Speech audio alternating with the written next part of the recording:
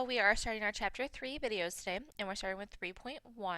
And 3.1 is about solving linear systems by graphing. We're going to look at a lot of different ways, but we're going to start with the graphs of systems. And we're going to start by checking if a point is a solution to a system. So we've got our point, negative 4, 2. We've got our x and our y coordinate. We've got our two equations. If it's going to be a solution, it's going to be true for our equation. So we've got to check both of them. Our first one is x plus y is a negative 2. We plug in our x of a negative 4, our y of 2. Negative 4 and 2 is negative 2. That is a true statement. A negative 2 equals negative 2. So now we've got to check our second equation, which is 2x minus 3y equals a negative 9. Again, we're going to plug in those same x and y values. So our x is a negative 4. We plug in our y of 2. Negative 8 minus 6. We got a negative 14 is equal to a negative 9. Now that's not true, which means that this is not going to be a solution to our system.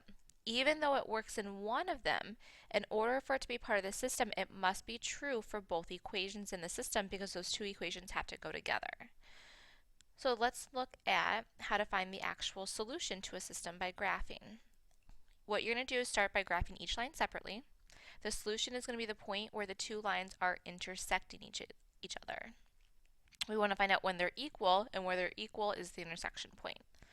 So we got to start by graphing each line separately. We look at our first equation, y equals 4x minus 9.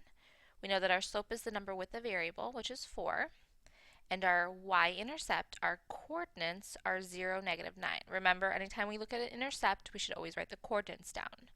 So we start by plotting that. We start with our y-intercept down at a negative 9. A slope of 4 means we're going up 1, 2, 3, 4, right 1. Now it's extremely important that you plot your points for the entire graph. Up 2, 4, right 1, 2, 4, right 1, 2, 4, right 1. Alright, so once you have your points along the entire graph, use a straight edge. Your ID works really well. And there's line number 1. Now we're going to graph our second line, y equals a negative 2x plus 3. Our slope is a negative 2. Our y-intercept is 3. So we start up at a positive 3. If we have a slope of a negative 2, we're going to go down 2, right 1, down 2, right 1, down 2, right 1. And you see that we ended up having a point on top of a point. Our two lines are meeting at the point 2, negative 1. That point which they meet at is the solution. So we can check that algebraically just like we checked the first one. So our first equation, y equals 4x minus 9. Our y value is negative 1. Our x is 2.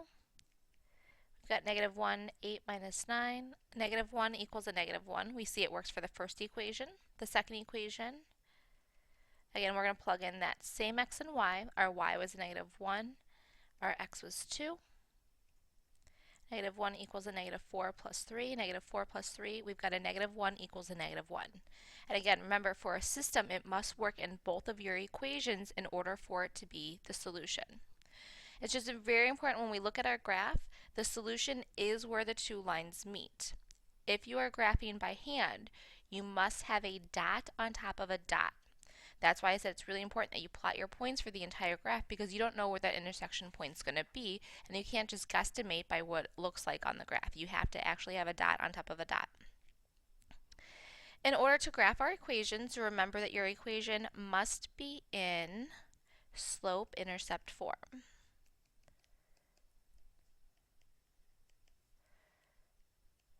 And we know that slope-intercept form means that we need to solve for our y variable. So when we look at our first equation, it's not solved for y. So we need to be able to rewrite it. We move our x over. We've got 4y is equal to x minus 28. Divide all of your pieces by 4. And we've got y is equal to 1/4 x minus 7. Which leaves us with a slope of 1/4, a y-intercept at negative 7. We look at our second equation. We've got 8y equals 2x minus 16. Only one step to solve for y here. Divide all of your pieces by 8. We've got y is equal to 1/4 x minus 2. Our slope is 1/4. Our y-intercept is a -2. So we graph our first one at a -7, a slope of 1/4, up 1, right 4, up 1, right 4. Make sure you build your line in both directions. So instead of going up 1, right 4, we can also go down 1, left 4 to still be true to that positive 1/4 slope. There is our first line. We get our second line. We start at a -2, 1/4 slope. Before you even graphed, you probably realized that you had the same slope, different y-intercepts, which means that you have parallel lines. And if we are looking for where our two lines meet, we know that parallel lines have no intersection points. If there's no intersection point, therefore we have no solution. So if you look at a graph and you have two parallel lines, you have no solution because you have no intersection point. Alright, moving on to the back side of our sheet. Number 4. Our equation is already in slope-intercept form for us, which is nice. We've got less work to do. So we've got a slope of 2, a y-intercept of 0, 3. So we go up to our y-intercept, a slope of 2, up 2, right 1. We're going to cover our whole graph, which means we also have to go in the other direction, which is down 2, left 1, down 2, left 1. And we're going to continue that. We don't know where that intersection point is going to be, so we want to make sure that we cover the entire graph with our first line so that we can cover all of our bases. Our second equation is not solved for, so we've got to get y solved for. And I know you can do this, but press pause, try solving for y by yourself first and see that if you can solve correctly. Alright, hopefully you solved for your equation correctly. We move the 8x over, then we divide it by 4, leaving us with y equals 2x plus 3, a slope of 2, a y-intercept of 3.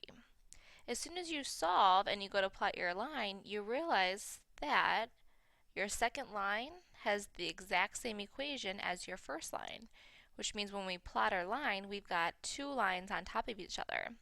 That means since our two lines, if we're looking for intersection points and we've got two lines directly on top of each other, that means that they're going to intersect at all real numbers. At every single place possible, since the lines are on top of each other, they're always going to intersect, which means we have infinite solutions.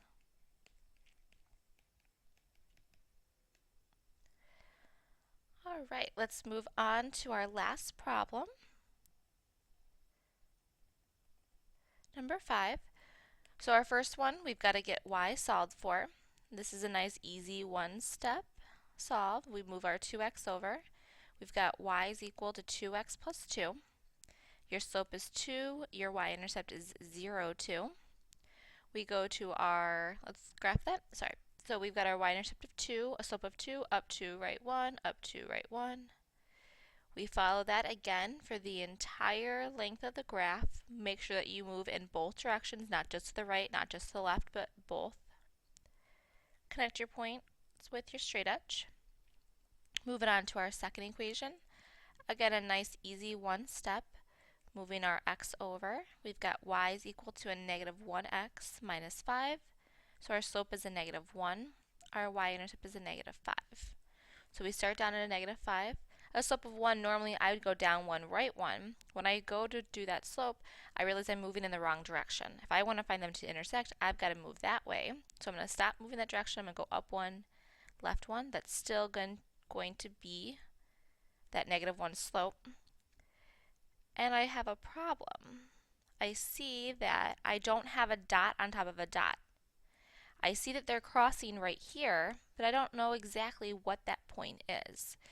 If you are graphing by hand and you do not have a dot on top of a dot, you can't make any judgment calls by that graph because you don't have an exact. The only thing you can do is look at that and guess, and that's not good enough. So what you need to do now is press pause and get out your calculators. Alright, now that you have your calculators out, what we're going to do is we're going to graph them in our calculator. So we go to our y equals, clear out any equations that you may have in there. we've got y equals 2x plus 2.